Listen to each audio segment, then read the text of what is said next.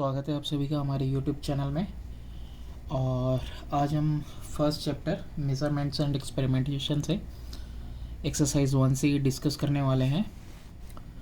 तो चलो शुरू करते हैं अपने सबसे पहले क्वेश्चन के साथ। कि सबसे पहला क्वेश्चन है हमारा कि what is a simple pendulum? Is the pendulum used in a pendulum clock simple pendulum? Give reason for your answer. कि सिंपल पेंडुलम होता क्या है और क्या पेंडुलम जो यूज़ होता है पेंडुलम क्लॉक में वो सिंपल पेंडुलम होता है। और फिर पूछ रहा है कि रीज़न बताना है कि क्या है इसके पीछे। तो पेज नंबर 22 पे आ जाओ आप।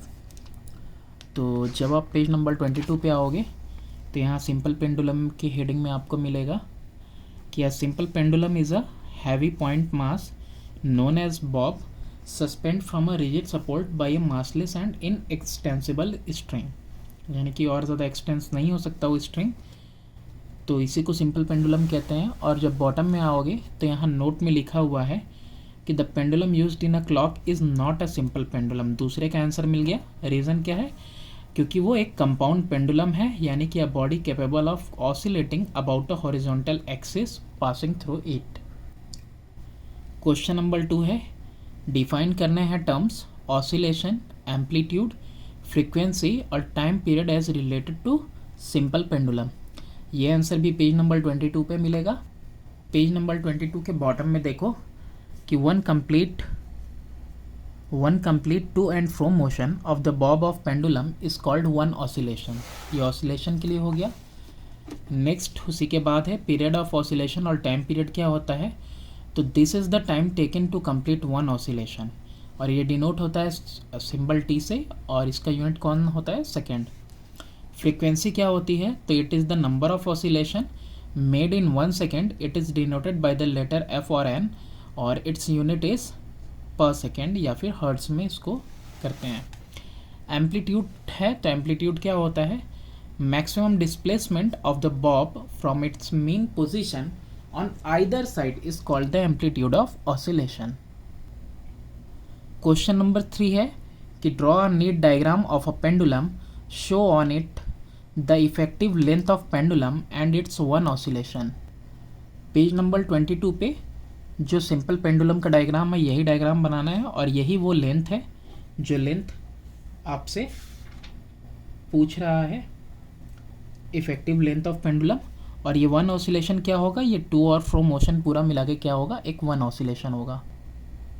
अब क्वेश्चन नंबर 4 देखते हैं। Name two factor on which the time period of a simple pendulum depend. Right the relation for the time period in terms of the above named factor. तो कौन कौन से वो फैक्टर होते हैं जिस पर टाइम पीरियड सिंपल पेंडुलम का डिपेंड करता है? पेज नंबर 23 पे राइट हैंड साइड में देखो रेड कलर से लिखा हुआ है कि the time period of oscillation is directly proportional to the square root of its effective length.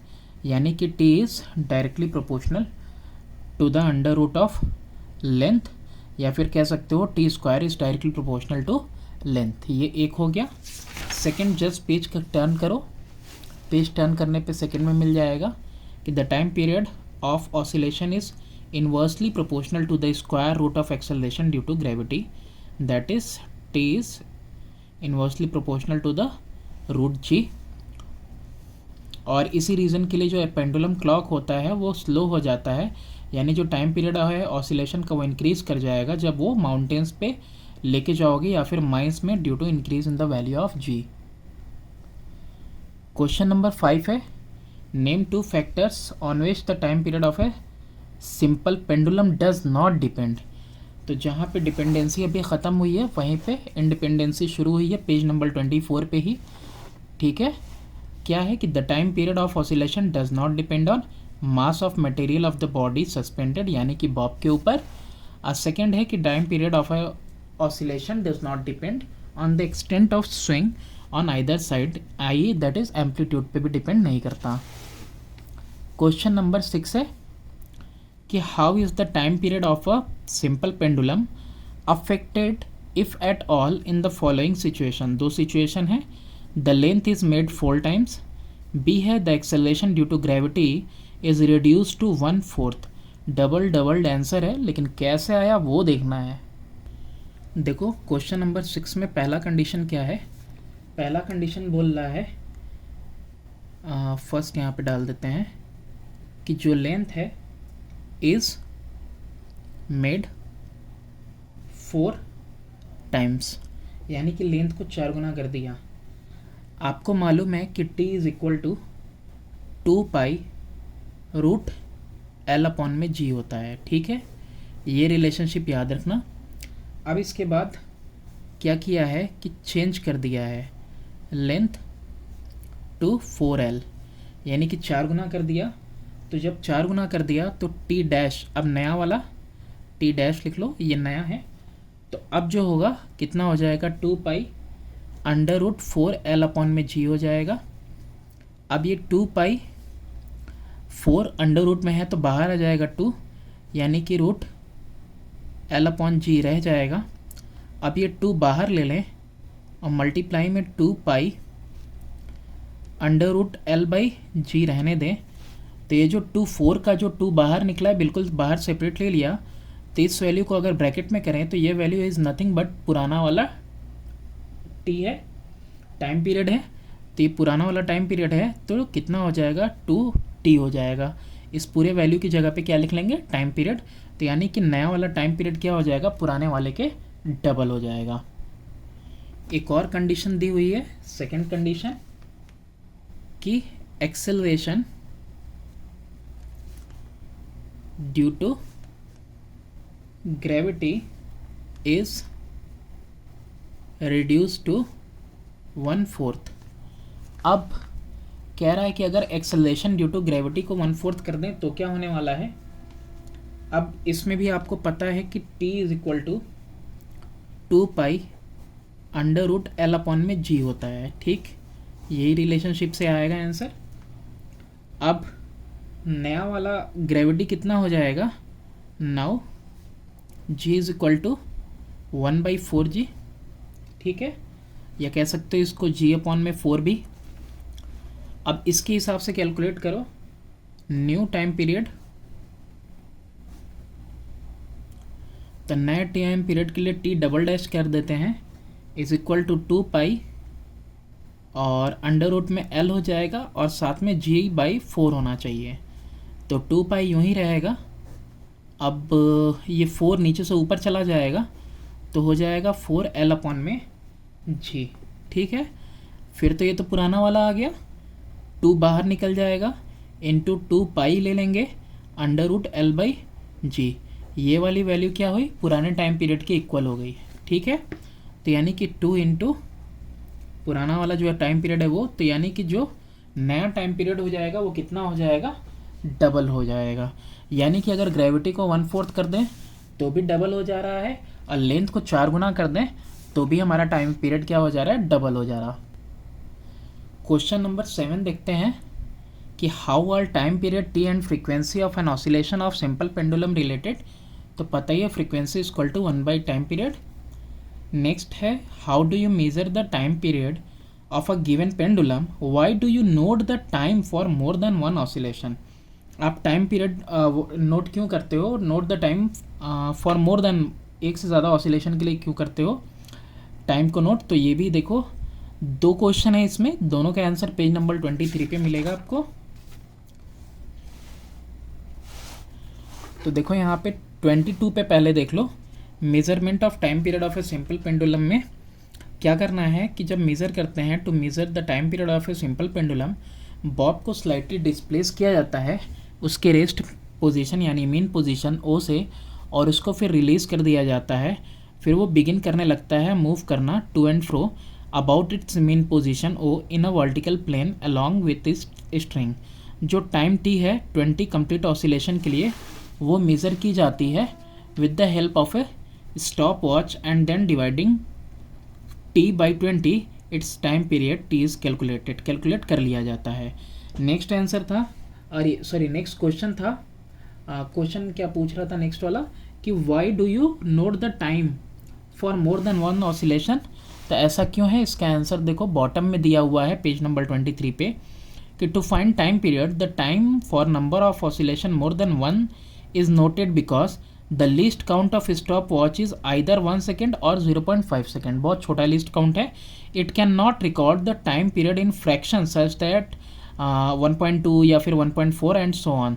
तो it is made possible by noting the time t for 20 oscillation और मोर and then dividing t by the number of oscillation. तो यही वो वजह है जिसकी वजह से हम लोग एक से ज़्यादा ऑसिलेशन का जो है कि हम लोग टाइम पीरियड नोट करते हैं. क्वेश्चन नंबर 9 है आपके पास कि how does the time period T of a simple pendulum depend on its length. Length पे कैसे डिपेंड करता है. ड्रॉ करना है, ग्राफ शो करना है वेरिएशन टी स्क्वायर का एल के साथ. How will you use this graph to determine the value of g, यानी एक्सेलरेशन ड्यू टू ग्रेविटी के लिए कैसे यूज़ करोगे इसको, वो भी बताना है. पेज नंबर 23 पे आप आ जाओ. अब पेज नंबर 23 पे देखो दिया हुआ है graph showing the variation of square of time period T square with the length L. तो ये रहा आपका ग्राफ. ठीक है, डिपेंड कैसे करता है, तो डिपेंड आपको मालूम ही है यहाँ पे कि टाइम पीरियड ऑसिलेशन का जो होता है वो डायरेक्टली प्रोपोर्शनल होता है square root of effective length के. तो लेंथ के साथ कैसा है कि t square is directly proportional to length. यहाँ पे आपको ये भी वेरिएशन मिल गया कि कैसे वो लेंथ के ऊपर डिपेंड करता है. अब बात करते हैं कि इस ग्राफ को यूज़ करके कैसे हम जो है वैल्यू कैलकुलेट करेंगे हम लोग जी की. तो यहाँ पे देखो, यहाँ पे उस डायग्राम के हिसाब से दिया हुआ है स्लोप के लिए कि जो स्लोप होगा स्ट्रेट लाइन का ऑब्टेन किया जाएगा T square versus L graph में, जैसा कि 1.17 में दिखा है. वो ऑब्टेन होगा 2 पॉइंट पी और क्यू लेंगे स्ट्रेट लाइन पे और ड्रॉ करेंगे वहाँ से नॉर्मल उन पॉइंट से एक्स और वाई एक्सिस पे. और फिर क्या करेंगे कि हमको नोट करना है वैल्यू T2 का और T2 का टी स्क्वायर का और T1 स्क्वायर का और T2 स्क्वायर का. कहाँ कहाँ पे, ए पे और बी पे. ठीक है, अब इसके बाद वैल्यू जो है L1 का L2 का भी हम लोग जो है कि नोट करेंगे जो C और D पे है. देखो A और B पे है, T2 का स्क्वायर है, T1 का स्क्वायर है, वैसे ही L1 है, L2 है और ये रहा आपका PQ पॉइंट्स. अब यहाँ पे देखो जो स्लोप होगा PR अपॉन QR वो इक्वल होगा AB अपॉन CD के, दैट इज़ T1 का स्क्वायर माइनस T2 का स्क्वायर अपॉन में L1 माइनस L2. तो यहाँ पे ये जो स्लोप होगा ये फाउंड जो स्लोप होता है ये found to be constant at place and is equal to 4 pi square upon में जी. यानी कि ये जो वैल्यू है ये किसके इक्वल है, 4 पाई स्क्वायर अपॉन में जी के, जहाँ पे जी जो है एक्सेलरेशन ड्यू टू ग्रेविटी है एट दैट प्लेस. तो इसका फॉर्मूला क्या हो जाएगा, इसका फॉर्मूला हो जाएगा आपको दिया हुआ है पीछे, that is T is equal to 2 pi under root L by g. या फिर यहीं से आप इसका जी की वैल्यू ले सकते हो कि जी इज़ इक्वल टू, जी की वैल्यू क्या हो जाएगी, देखो यहाँ से 4 पाई स्क्वायर एल अपॉन में कितना हो जाएगा टी स्क्वायर. तो इस तरीके से हम वैल्यू कैलकुलेट करते हैं जी की. क्वेश्चन नंबर 10 है कि दो सिंपल पेंडुलम है ए और बी, इक्वल लेंथ के हैं लेकिन उनके बॉब का वजन 50 ग्राम फोर्स है और 100 ग्राम फोर्स रिस्पेक्टिवली. तो क्या रेशियो होगा टाइम पीरियड का. तो अभी हमने क्वेश्चन में ऑलरेडी देखा हुआ है कि दो फैक्टर ऐसे हैं जिन पर डिपेंड नहीं करता, तो उनमें से एक चीज़ कौन सी है, वेट ऑफ द बॉब. तो इसीलिए 1:1 ही होगा. इक्वल लेंथ का है तो 1:1 होगा. लेंथ पे तो डिपेंड करता है लेकिन इक्वल लेंथ है और बॉब के वेट पे डिपेंड नहीं करता. रीज़न भी दिया है. क्वेश्चन नंबर 11 देखो, टू सिंपल पेंडुलम ए और बी है, have length 1 metre and 4 metre respectively at certain place. Which pendulum will make more oscillation in 1 minute. Explain करना आपको अपना आंसर. ऑलरेडी यहाँ पे दिया हुआ है कि रीज़न क्या है कि टी जो है टाइम पीरियड वो इन आपका डायरेक्टली प्रोपोर्शनल रूट एल के, तो टाइम पीरियड बी का जो होगा वो मोर होगा, यानी कि कम से वो दुगना होगा than that of A. Hence A will make more oscillation. A जो है ज़्यादा ऑसिलेशन करेगा in given time than B, क्योंकि लेंथ के ऊपर डिपेंड करता है तो बी का लेंथ ज़्यादा है. क्वेश्चन नंबर 12 देखते हैं यहाँ पे कि स्टेट करना है कि how does the time period of a simple pendulum depend on length of pendulum, mass of bob, amplitude of oscillation and acceleration due to gravity. ये क्वेश्चन हम पहले भी डिस्कस कर लिए हैं पेज क्वेश्चन नंबर जो है कि 5 में और 4 में. तो ये 5 और 4 का दोनों मिक्स है, एक साथ ही पूछ दिया है चारों के लिए. तो क्वेश्चन नंबर 12 का आंसर शुरू करते हैं 23 से और 24 पे भी है. तो 23 पे देखो, सबसे पहला चीज़ कि time period of oscillation directly proportional होता है square root of its effective length के। सेकेंड वाला पार्ट क्या है? सेकेंड वाला पार्ट कह रहा है कि जो टाइम पीरियड है ऑसिलेशन का इन्वर्सली प्रोपोर्शनल रहता है किसके? To the square root of acceleration due to gravity के, that is T is inversely proportional to 1/√g। अब बात करें अगर टाइम पीरियड की, तो ये बिल्कुल भी डिपेंड नहीं करता टाइम पीरियड जो है कि मटेरियल के ऊपर या फिर वेट ऑफ द बॉडी के ऊपर। और लास्ट वाला है, फोर्थ वाला पूछा है हमसे किसके लिए, तो यहाँ पे एम्पलीट्यूड के लिए भी, तो यहाँ पे डिपेंड नहीं करता है टाइम पीरियड आपका एम्पलीट्यूड के ऊपर। नेक्स्ट क्वेश्चन देखते हैं, क्वेश्चन नंबर 13 है कि what is a seconds pendulum. तो जस्ट इसी के बगल में पेज नंबर 24 पे दिया हुआ है सेकेंड पेंडुलम क्या होता है, यहाँ से लिखना है आपको। A pendulum with a time period of oscillation equal to 2 second is known as seconds pendulum. बस छोटा सा। क्वेश्चन नंबर 14 है कि state the numerical value of frequency of oscillation of a seconds pendulum, does it depend on the amplitude of oscillation. तो oscillation of pendulum जो है depend नहीं करता एम्पलीट्यूड पे, ये हमको ऑलरेडी पता है। ये 0.5 कैसे आया, अगर इसको पता करना है, आपको मालूम है F = 1/t होता है। तो यहाँ से देखो F क्या हो जाएगा, F = 1/2 हो जाएगा, तो दैट इज इक्वल टू 0.5 पर सेकेंड आ जाएगा। ठीक है, तो रेस्ट जो यहाँ पे मल्टीपल चॉइस क्वेश्चन है, आंसर ऑलरेडी गिवन है। तो कुछ न्यूमेरिकल्स हैं which we are going to do in our next video. So please do subscribe and share my channel.